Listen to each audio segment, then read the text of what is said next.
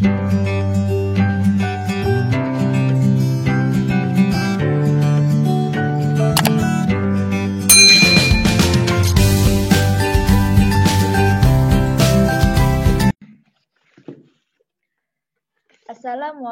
warahmatullahi wabarakatuh.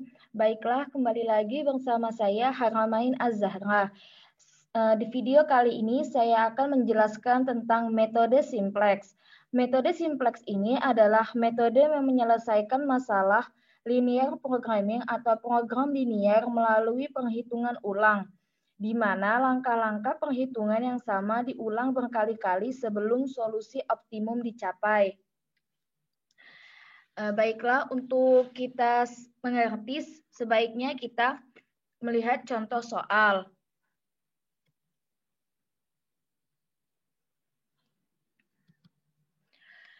Ada contoh soal di sini, yaitu sebuah perusahaan dikontrak untuk menerima 60.000 kg kentang segar dengan harga Rp700 per kilogram. Kentang ini akan diolah menjadi sari kentang kalengan dan pasta kentang. Produk kalengan dikemas dalam kotak yang masing-masing berisi 24 kaleng. 1 kaleng sari kentang memerlukan 1 kg kentang segar, sementara 1 kaleng pasta hanya memerlukan 1/3 kg. Pangsa pasar tersebut dibatasi pada 2.000 kotak sari kentang dan 6.000 kotak pasta. Harga grosir per kotak sari kentang dan pasta adalah masing-masing Rp18.000 dan Rp9.000. Kita jawabnya X1 itu adalah atau fungsi tujuannya X1 adalah kotak sari kentang dan X2 adalah pasta, kotak pasta. Dengan memiliki fungsi tujuan yaitu 18.000 X1 ditambah 9.000 X2. Fungsi tujuan ini didapat dari harga grosir per kotak sari kentang yaitu 18.000 dan harga grosir per kotak dari pasta kentang adalah 9.000. Dengan syarat atau fungsi kendala yang pertama yaitu pangsa pasar ini dibatasi pada 2.000 kotak sari kentang. Maka karena kotak sari kentang itu adalah X1, maka X1-nya kurang dari sama dengan 2.000. Selanjutnya, pangsa pasar itu juga dibatasi 6.000 kotak pasta, maka X2-nya yaitu kurang dari sama dengan 6.000. Ada kendala lagi, kendala ketiga yaitu produk kalengan itu dikemas dalam kotak yang masing-masing berisi 24 kaleng dan 1 kalengnya itu memerlukan 1 kg kentang, sementara 1 kaleng pasta itu memerlukan 1/3 kg.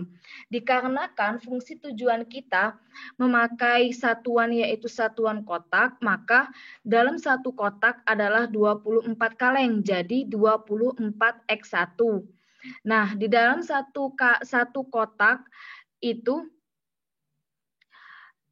yang berisi 24 kaleng dan 1 kaleng pasta itu cuma memerlukan 1/3 kg. Maka 24 dikali 1/3 yaitu 8. Jadi, fungsi kendala yang ketiga adalah 24X1 ditambah 8X2 kurang dari sama dengan 60.000. 60.000 ini dapat dari perusahaan tersebut dikontrak untuk menerima 60.000 kg.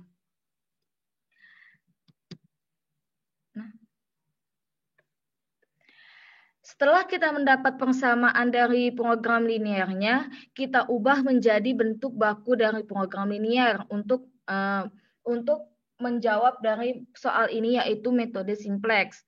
Dengan Z dikurang 18.000 X1 dikurang 9.000 X2. Sisi sebelah kanan itu sisi yang sebelah kanan itu harus non negatif.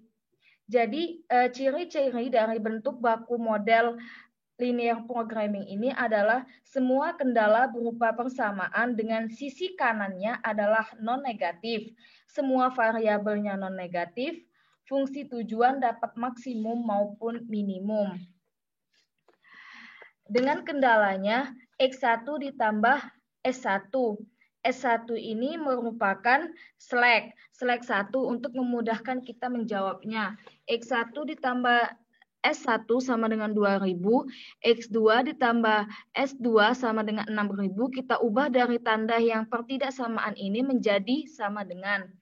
Selanjutnya 24X1 ditambah 8X2 ditambah S3 sama dengan 60.000.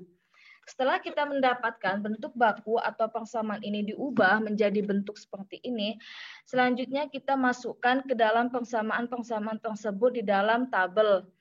Tabelnya itu berisi variabel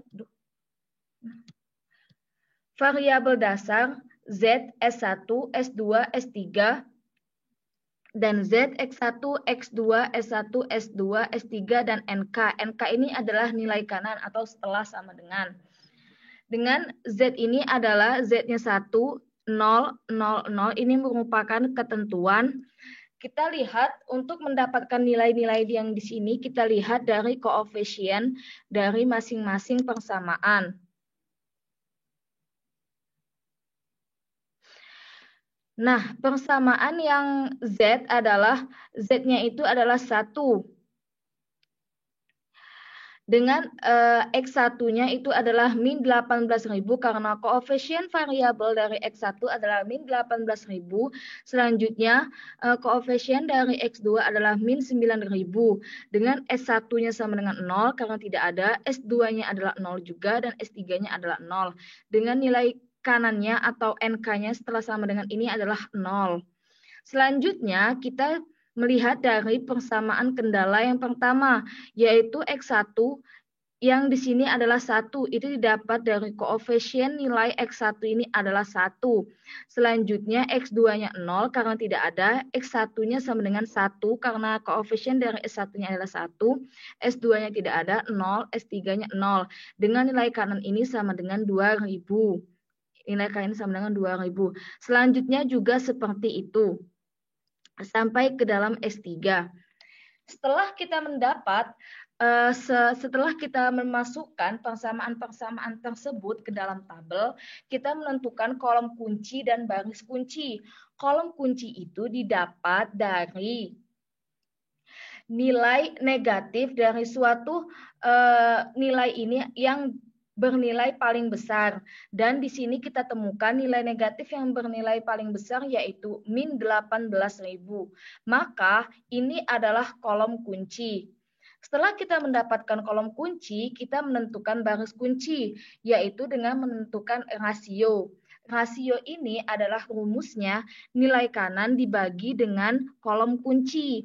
Nilai kanannya adalah 0 dibagi dengan min 18.000 karena koefisien kolom kunci sama dengan 0.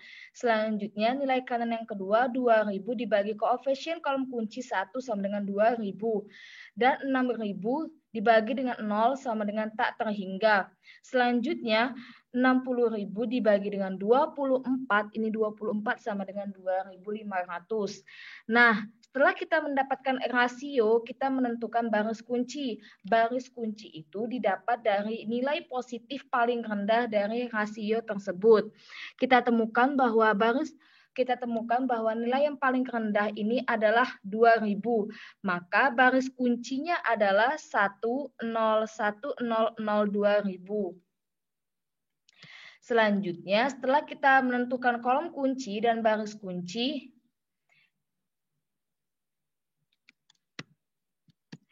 yaitu kita mengubah nilai-nilai selain pada baris kunci.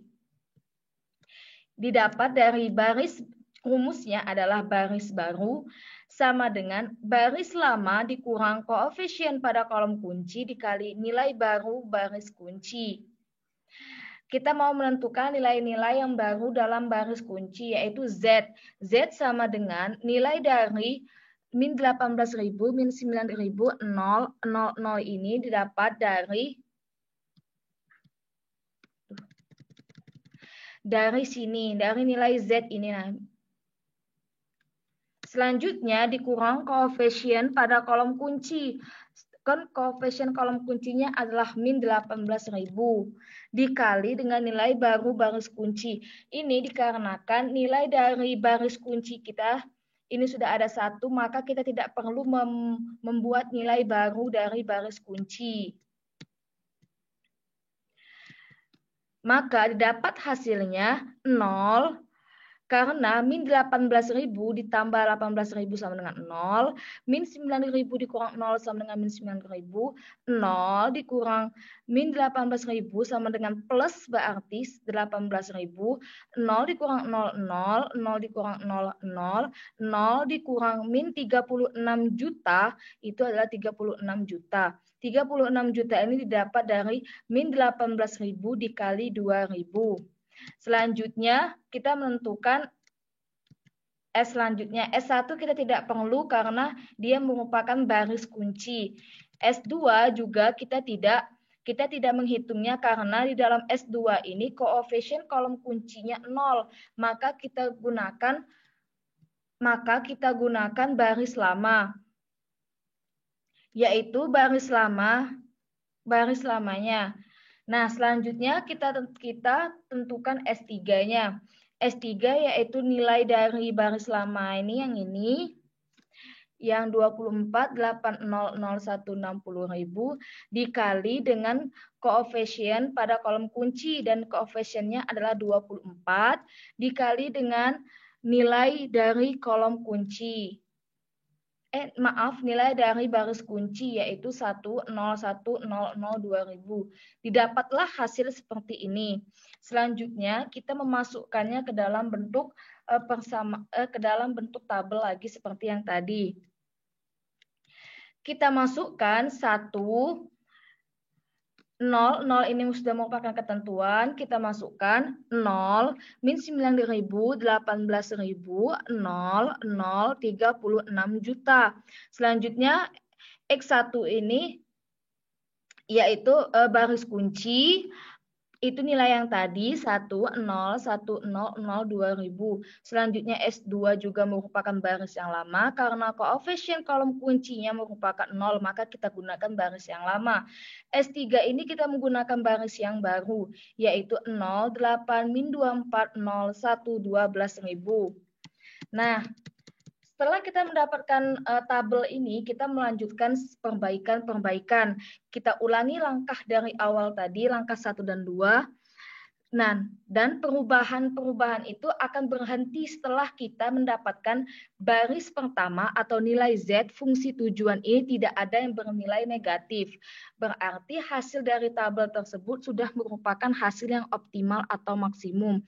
Dan kita dapat dari tabel yang kita pakai gunakan cara yang pertama, tabel pertama ini ada masih minus yaitu min 9.000. Maka kita ulangi lagi langkah-langkahnya dari awal. Kita cari kembali kolom kunci dan baris kunci. Sama seperti yang awal kita cari kolom kuncinya yaitu nilai negatif yang paling besar yang terdapat di dalam nilai tabel tersebut. Kita dapat nilai negatif yang paling besar yaitu min 9.000. Nah, selanjutnya kita menentukan rasio. Rasio ini didapat dari nilai kanan dibagi dengan koefisien dalam kolom kunci. 36 juta dibagi min 9.000, 2 juta dibagi 0, 6 juta dibagi 1, dan 12.000 dibagi 8. Setelah kita menemukan rasio ini, kita tentukan baris kunci, yaitu kita dapatkan dari nilai positif paling rendah. Dan paling rendah ini adalah 1.500, maka baris kuncinya adalah ini. 08-min240112.000. Dikarenakan di dalam sini harus kita menjadikan 118 ini, maka kita perlu dengan cara mengubah nilai dari baris kunci agar mendapatkan nilai 1 tersebut. Maka didapatkan 8 ini kita bagi dengan 8 supaya mendapatkan nilai 1. Min 24 juga dibagi 8, 0 dibagi 8, 1 dibagi 8, dan 12.000 dibagi 8 yaitu 1.500. Maka didapatkan nilai baru dari baris kunci adalah 0, 1, min 3, 0, 1/8, 1.500. Selanjutnya kita sama seperti langkah yang kedua yaitu menentukan nilai dari baris yang baru. Z sama dengan 0 min 9.000 ini dapat dari angka yang tabel yang kedua ini. Selanjutnya, sama juga S1 yang merupakan baris lama dikarenakan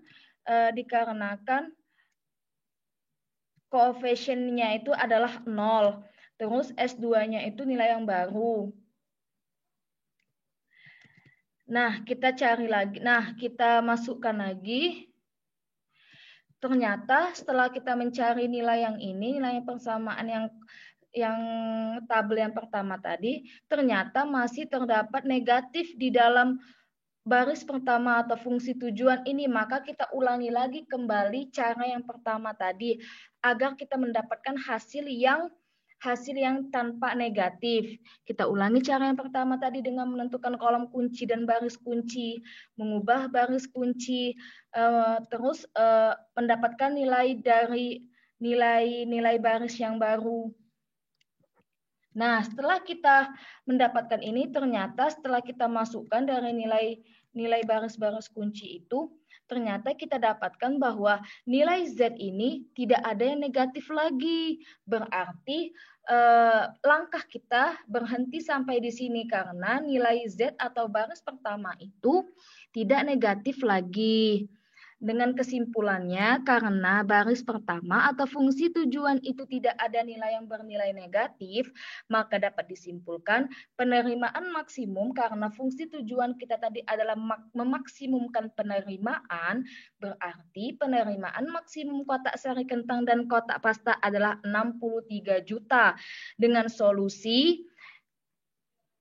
Dengan solusinya adalah 500 atau X1 yang 500 dan kotak sari kentang dan 6.000 kotak pasta. Dan slack-nya, slack itu artinya sumber daya yang tidak habis dipakai, ada slack di sini yaitu 1.500. Maka penerimaannya itu hanya dipakai 500 dan tidak dipakai 1.500. Selesai, sudah kita memakai metode simplex. Dengannya saya membuat video ini agar mengingatkan saya ketika saya lupa dalam mengerjakan soal yang metode simplex, sehingga saya bisa melihat video saya sendiri. Oke, akhir kata, mohon maaf bila terdapat banyak kesalahan dan mohon maaf jika tidak dimengerti. Kepada Allah saya mohon ampun. Semoga kalian semua mengerti ya. Dadah, assalamualaikum.